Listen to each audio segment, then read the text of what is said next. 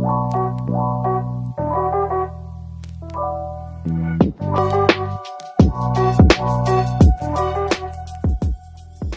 everyone. Welcome to another episode of the White Belt MMA podcast. And it's an absolute pleasure to have on the show against Vince Morales, who's set to fight this Saturday, December 4th, against Louis Smolka. So, Vince, how you doing, my man? Doing great, man. Just closing out the last bit of camp. It's fight week, dude. Let's go. Yeah, dude. Yeah, dude. And man, you can already see it, dude. You're cutting weight, looking good, looking lean. Yeah, just a little, yeah. So, dude, how's training camp been, dude? Because I was up there in September. Went to go do a little jiu-jitsu class. Little did I know, you and the pros were having pro class right after, and I really saw how you guys get down. And dude, Syndicate MMA, no joke. So I can only imagine how camp's been. So how's camp been for you? Yeah, it's been great, man. It closed out a lot better than it started. That's for sure. I can't remember if I told you I had rolled my ankle, right when camp started. In wrestling class, somebody tried a jiu-jitsu. They tried a scissor sweep, a standing scissor sweep, and I was wearing wrestling shoes. My foot gripped the mat and just rolled right over itself, and it sounded like a bag of popcorn. Somebody just, oh man. Yeah. So I had to take like 3 weeks away from MMA stuff. So I was doing a lot of lifting at the start of camp and everything, and starting to get a little stressed out, and then finally got into camp mode and was able to train again, and it closed out nicely. So I'm very happy with the way that went, considering how it started. No, yeah, definitely. And then, I mean, I do have to ask though, like, especially like, you coming from like an Achilles injury and you're recovering from that, and you get, that type of injury, how do you kind of, manage the emotions, right? Because I'm assuming like once it happened, like, you're probably angry, you're like, oh my God, like thinking the worst. So is it the support group that kind of like helps you kind of manage those emotions, be like, hey, everything's okay, fight's a couple months away, we'll be all right? Sort of that, and I had a year of practice with limping, so I knew how to handle that part. But yeah, I just kept telling myself like, it is what it is. I know what to do. I know how to handle this. So it's just kind of a waiting game and staying patient, which is something that I've always struggled with when it comes to training.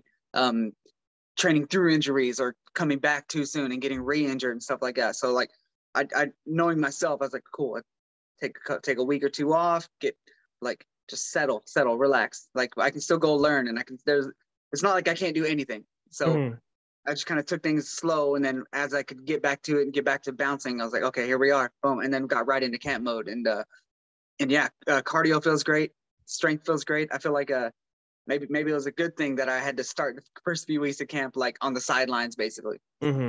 No, definitely. I mean, I do have to ask though, Thanksgiving was just last week. So were you able to at least enjoy a little bit of food, or you're like, no? Just a little bit. Yeah. I just had to stay away from like the pies and stuff like that. Like I couldn't overindulge.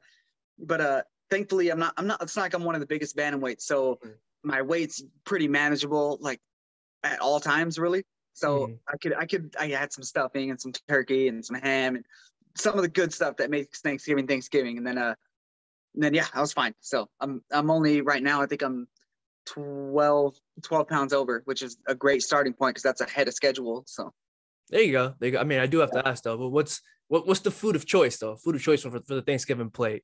Ham, turkey, or you're like, nah, dude, just put everything in the plate? Pretty much everything, but my go-tos are ham and stuffing. That's my absolute favorite. Yeah, I love ham. I have it for Christmas too. So here we go. There you go. Yeah, man. So just to bring it back to your fight, dude. So Louis Smolka, I was reading out, he's actually training partners with your cousin Ricky Simone. So, dude, so was it awkward? Was it like, like the UFC is like, oh, like, this is your next opponent? Did you kind of have to like contemplate, be like, crap, do I really want to fight him? Because like, then again, he is your cousin's training partner. So I'm assuming there was a little bit of like weird emotions there. A little bit. Ricky was actually the first person I called when I got offered the fight. I didn't talk to anybody about it or anything. As soon as I got it, I gave him a call. I was like, bro, this is what's going on. And then talked to my manager, and they made it like we came to like we understand that that's the fight that they were trying to make, and that's kind of that's where we were. So it's business. We both understand that. Like I met Smolka when he had his comeback fight in Beijing, and I had my debut in Beijing. So I had met him there, and we got to talking, and he's a nice guy. But we both know and understand it's a business, and it's my career or his career. So that's how we've been looking at it ever since. And I still feel bad for my cousin that he had to adjust some of the ways that he does camp, because a lot of times he goes from Portland over to Team Oyama's in California, and this time he didn't want to do that, which I felt for him. But again, we're all fight. This is also part of the fight. It's dealing with obstacles at hand and then overcoming those and then finding a way to come out on top. So literally, we're all in the fight right now. Definitely. So, I mean, like, how do you see the fight going? You know what I mean? Because, like, you know, both of you guys are, you know, really entertaining fighters. Both of you guys like to come in, you know, meet in the middle. So do you kind of see the fight kind of going that way? That's exactly. Yeah. I don't see him as somebody that I'm going to have to chase around, really. I think it's going to be right there, and we're going to slug it out a little bit. I think they're kind of underestimating my skill set just a little bit, which is good. More power to you. Be confident and all that. But I plan to take all that and show what I'm really about, and they'll know. You'll see. Yeah, no. I mean, I can't wait to see it. And then, I mean, you're fighting on a big card too. You know, Rob Font versus Jose Aldo. And I know you're focusing on your fight and all that, but, like, you know, as a fight fan, like, if you had to, like, you know, kind of break that fight down, how do you see it going? Like, do you kind of see it, you know, in the middle type of fight, kind of back and forth, or? That's a tough one. So in my mind, the main things that comes down to is who's going to be able to dictate things based on Rob Font's jab, or is it going to be all those kicks? Because in order to land an effective jab, you got to be heavy on that lead foot. And one thing people like to do against those heavy lead foot people, I know this firsthand, is taking that leg out. And Aldo is one of the best at that. So it's going to come down to who can set up those attacks better, or who can nullify the other person's attack with that. That's a great fight. I'm excited. I was a little starstruck the last time I was on a card, because at one point I was walking through the hotel in Houston. I was right behind Aldo. Oh, that's crazy. Oh man, like I used to watch the dude before I was even fighting. Like, he's been fighting forever. And I was like, oh man, this is nuts. So it's kind of an honor to be opening the card for Aldo again. I'm like, yeah, hell yeah, let's go. Like, I'm excited. The whole card looks really good for it being like a fight night. There's a lot of good fights on there. So I'm excited that I get to get right in there and then go enjoy the rest of the card. No, definitely. I mean, and as a fan, I'm kind of curious, right? Like, I know you have a fight, right? You have a fight going, and then, like, you know, you see like a legend like that just walking behind you. I know you said you got a little starstruck.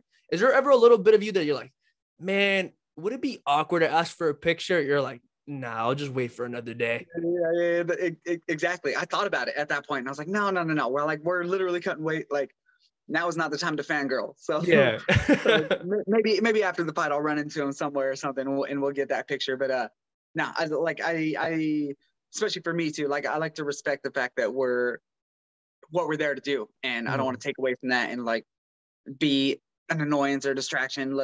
Because I know how that stuff goes. So is what it is. We'll get a picture eventually. There you go. Most definitely, brother.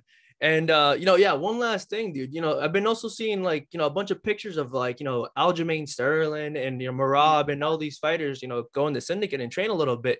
So how is it? Is it, you know, how is it? Were we able to get some work in with them a little bit, or is it kind of like, you know, everyone kind of on their own little corner, and you were kind of focusing on your fight camp when you know, they were coming in, or, you know, Dan Hooker was also there too. So when it comes to that, like, you have visiting, like, fighters come visit the gym, like, how is it though? Like, are you able to get some work with them too, and then kind of get different looks from them, or?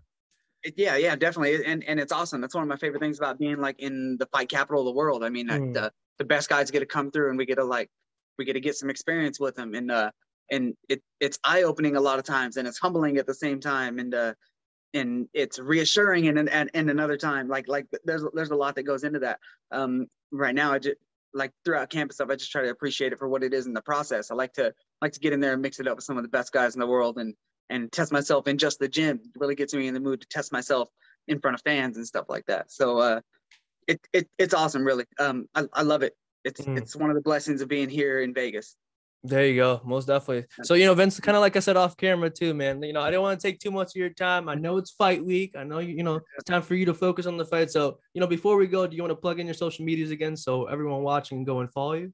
Yeah, for sure. The best place to find me is probably going to be Instagram. That's at Vendetta135.